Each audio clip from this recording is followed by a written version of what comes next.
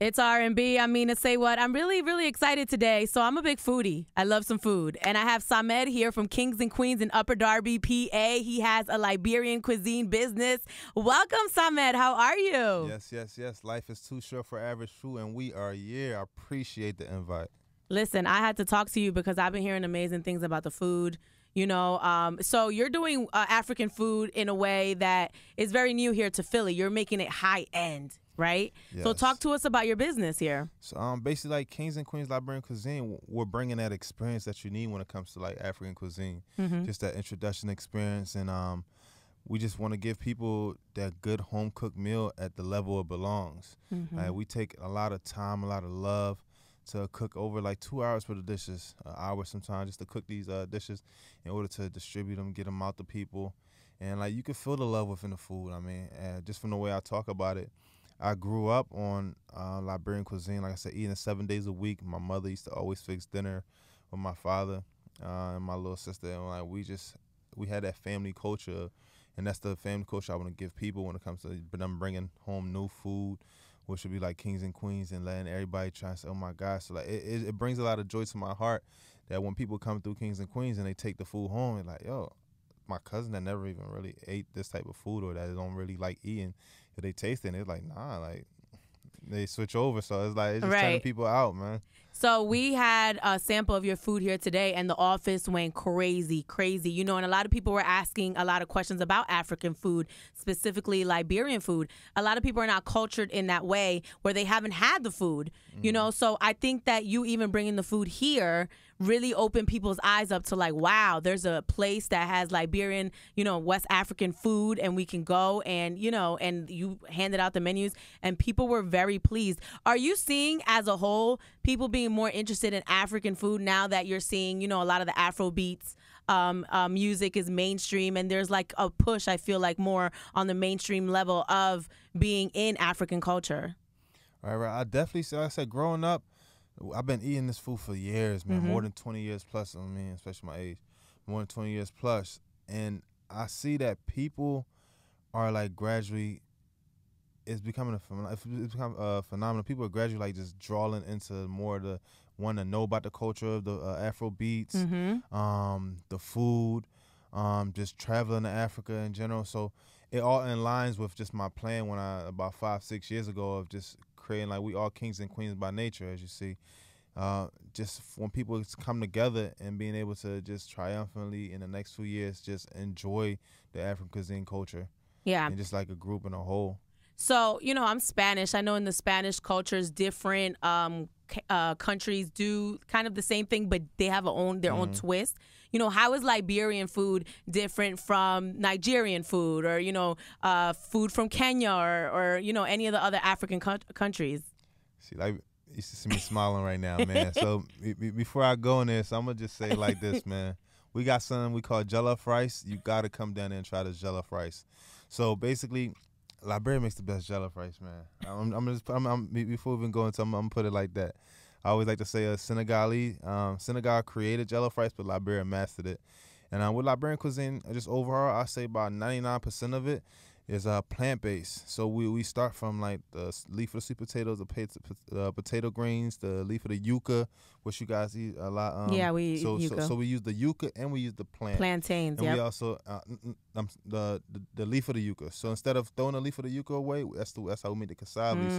So we use all around. So we just use our resources from like the back of the yard, from where we're growing up, and so we create this cuisine that's so like natural. So like even if you're living back home right now, you can cook. I mean, you can grow whatever you want to eat, and then turn it into just a cooked down Liberian cuisine. So that's how we're different. Just the flavor. I say Liberian food is the soul food of West Africa, man. So what's like the most popular thing that people eat in Liberia? Is it the jollof rice? I'll say it's the cassava leaf, man. The cassava leaf have you hooked, man. It'll have you hooked.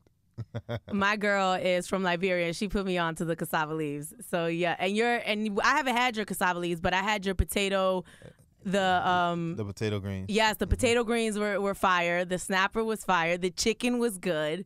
So yeah, I mean, you know what? It's really incredible. I think it's really impressionable to me that you're a young man and you're a millennial. You know, you're you're a young guy, and you have this amazing business. Like, how did you start your business?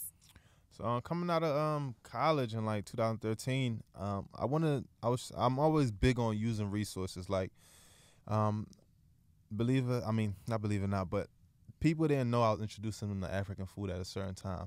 I used to have these big block parties. I mean, like 100 to 150 people would come out. So at this time, because I started off cooking in Jamaica, like I used to go down to Kingston, like raw Asian, so I learned how to cook like just Jamaican cuisine. Yeah. So basically, on my cookouts, I would have like 3 big grills, got the jerk chicken lined up. Then I bring the rice out. All they knew was just rice, but it was really jollof rice. It wasn't just any type of rice. Like, why is this rice so good? Right. So I would introduce people slowly to like African food. They had no idea. All they knew was they had a chicken in the rice. So right. So my man had a big event. He had a chicken in the rice.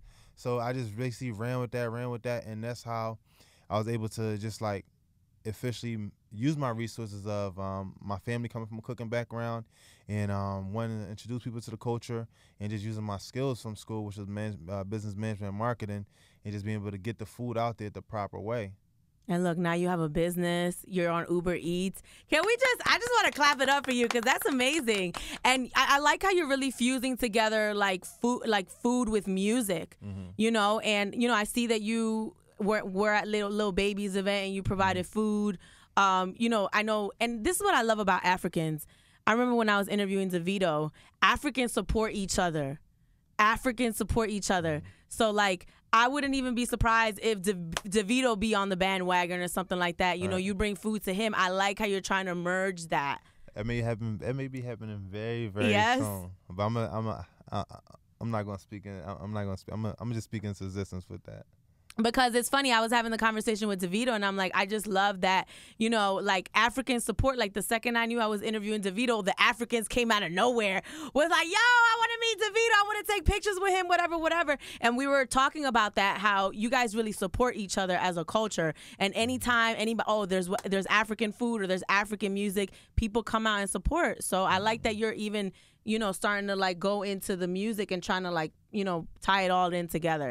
It's definitely a vibe. Like good food and good Afro beats. It's just like no other, man. It's our time. It's our time with this, man. It's not something that's gonna be a run or anything like that. It's just an experience that just a lot of people are just starting to open to. A lot of people come out. They be like, I remember these 2 ladies. I seen them on Facebook. They're like, girl, you just discovered Kings and Queens? I'm like, yo, I'm never going. Like, it's so beautiful when people are like, oh yeah, I just discovered Kings and Queens. Like, I don't know where they've been at my whole life, so it's just wonderful. And then just like with the year to return, like in Ghana and just within Africa, so it just brings people more closer to Africa, trying to get them there, and just like and get in tune with the culture as we try to build Africa.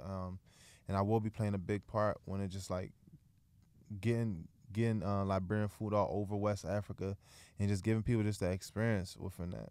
Well, congratulations and good luck. The food is good, and I really like your marketing plan. I mean, I see you have also like clothing, and you're trying to involve the music, and yeah, you're doing good, man. You really have a good business plan, and the food is really good to support it. I appreciate it. Thank you. And the clothing and stuff too. Like I said, what she's talking about, we have a clothing called Kings and Queens by Nature.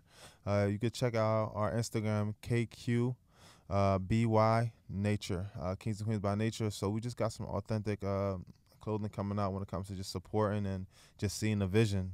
You're building an empire, man. I see it. Thank you. I see it. How can people find your business and your restaurant and you on socials? All right, so we in Upper Darby, 107 Fairfield Avenue, right across the street from the Upper Darby Mayor's office.